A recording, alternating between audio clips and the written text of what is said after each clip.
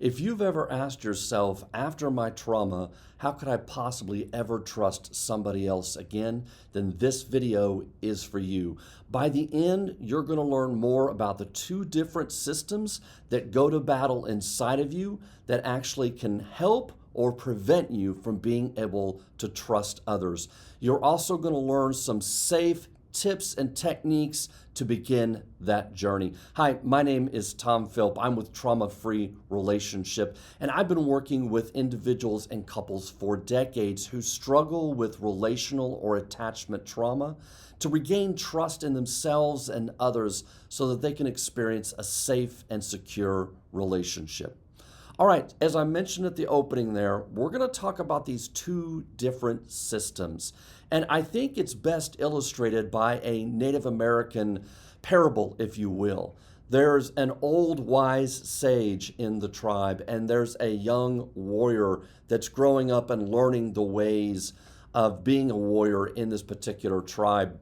And the young warrior comes to the old sage and says, I want to learn more about my people. I want to understand more about us as human beings. And the old sage says, inside every man and inside every woman, there are two wolves. And one wolf is full of envy and greed and pride. And the other wolf is gentle and kind and full of hope. And the young warrior says, well, which wolf wins? And the old man replies, the one you feed. And so I think that's a great little parable to sort of describe these two different systems that exist inside of us. And the first system I'm going to talk about is the defensive system. And that system is designed to protect us. But there's another system we have inside of us as well, and it is just as important and just as powerful, and that is the attachment system. And the attachment system longs to connect.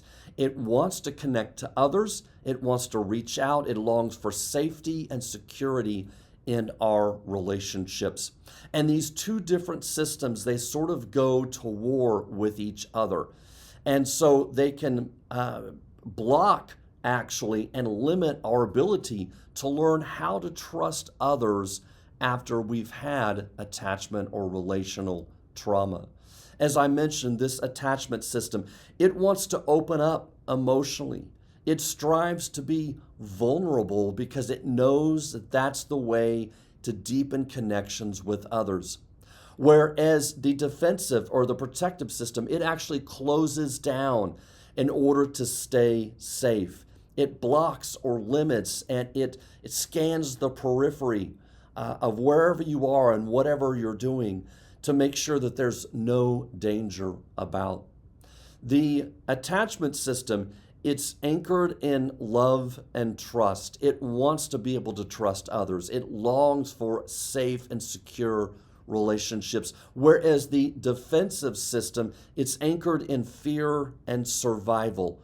Again, it's constantly scanning the environment for any dangers that might trigger your trauma.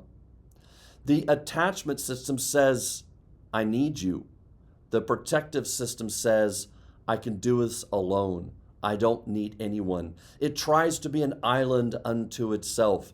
Whether it is housed or adapted to a more anxious attachment style, or whether that is more of an avoidant style of attachment, it still says, I try to do this alone.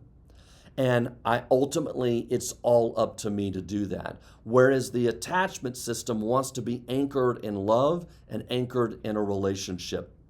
The attachment system seeks a safe haven and a secure base. It needs safety and security to thrive and to grow. And the defensive system avoids potential harm. It has alarm bells that go off that often feel like anxiety, warning us that something dangerous can happen. And finally, the attachment system regulates itself through connection, whereas the protection system regulates itself either through control or withdrawal. So these are two systems that are constantly battling back and forth, trying to figure out which one to lead. And sometimes that defensive system, it is important to allow that system and that protective system to let it lead, because there are certain situations that may be dangerous and we have to pay attention to those. We know as peoples with trauma that we can be sensitive to situations. We know sometimes we might read into situations and become aware that, well, wasn't as much danger there as I thought there were. And one of the hallmarks of repairing trauma is to be able to tease out those differences. How much do I read into situations and it feels unsafe and it actually is safe, versus there being an actual danger there, and me being able to listen to my body and respond to it in a way that really is able to help me gauge that difference and act appropriately. But our attachment system, it longs for that sense of connection with others, because that's part of how it regulates us. Now, these two different systems I describe are, I think, extremely important in how we learn to trust others. But I don't want to leave your partner or whomever it might be in your life out of the equation either, because they do play a very significant and important role. They have to be able to be emotionally available. They have to be able to respect boundaries that you set. They have to be able to help you regulate and respond in a way that feels contrary to what caused trauma in the first place. If you perceive that your partner is going to abandon you, can they respond in a way and provide you reassurance in those moments? Can they get into a place where they're emotionally available and responsive enough that they actually speak into that fear for you? And that becomes regulating and that becomes soothing for you. And you're using your partner to be able to do that. And that deepens the connection with your partner. So in a sense, that feeds that attachment system. And it lessens the grip that that defensive system has over your emotional life, your insight, if you will. So I don't want to downplay that your partner has an important role in that interaction either. But a lot of the work has to come from within. Because here's the key. If we don't get to a place where we can take a risk, if we don't get to the place where we're able to lean into, no matter how uncomfortable it is, lean into those moments where we can move our protective system out of the way, we can lean into the uncomfortableness of the vulnerability and take that risk of opening up to our partner, then we can never really give them a chance to be able to respond to us in a way that actually lessens our trauma, or in a way that actually gives us a different outcome than what actually caused the trauma in the first place. So I think it's really important to understand we've got these two different systems.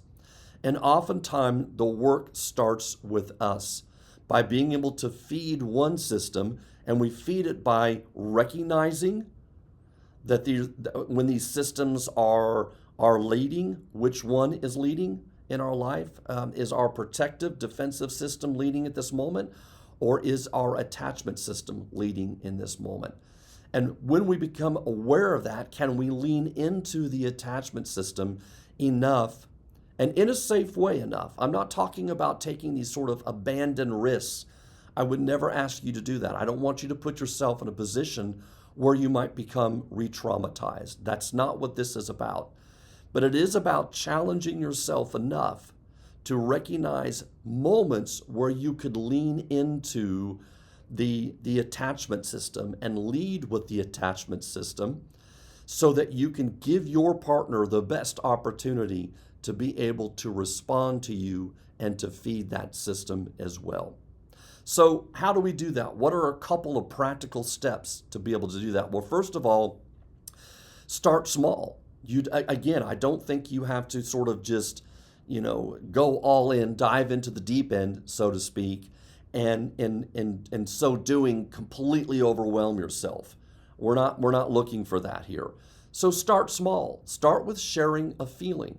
something that maybe normally you would shut down, a feeling normally you would just keep to yourself, especially if you fall into more of the avoidance style of attachment. Start with sharing a feeling. If you fall more into an anxious style of attachment, can you actually, instead of showing up with all of this emotion, can you actually hold on to the core emotion long enough so that you're speaking from that core emotion? Meaning you're not trying to describe what your partner's doing or not doing that works for you or doesn't work for you, but rather you're describing what's going on inside of you. Because for the anxious style of attachment, they are so concerned with trying to get their partner to meet their need that they're focused solely on their partner's behavior, what they're doing or not doing. And their partner needs to be able to hear what's actually going on inside them. And they think oftentimes they're communicating that, but oftentimes they're not. They're just showing up with this wall of emotion. So if you fall more into the anxious style, can you actually hold on to that core emotion? Maybe it's fear. Maybe it's a sense of vulnerability. And can you communicate from that place in that moment? And it be less about your partner, but more about your feeling. Can you ask for comfort and soothing when you need it? This is really hard for more of the avoidance style, to show up and say, I've had a bad day. Can we just sit and talk for a few minutes? I really just need you to listen, and I just kind of want to vent about my day. I don't need you to solve this, but I really kind of just need somebody to talk to. Would you mind doing that? Or I've had a horrible day. Can you just give me a hug? Sometimes asking for that comfort is extremely hard for the more avoidance style. The more anxious style, they're great about being able to ask for that comfort, but here's their challenge. They need to be able to take in that comfort and soothing, and it needs to be able to last them a while. Because oftentimes the challenge with the more anxious style is that they'll get what they need from their partner, but it's gone like that. It's gone in a heartbeat. And so in the next moment, it feels like they need more. And then the next moment, it feels like they need more. And they need to be able to really take that in and remember that so that they can hold on to that feeling and it can last them longer. So they can build up a reservoir, if you will, an internal template of a loving, caring, soothing other. And so that template can actually last them a while.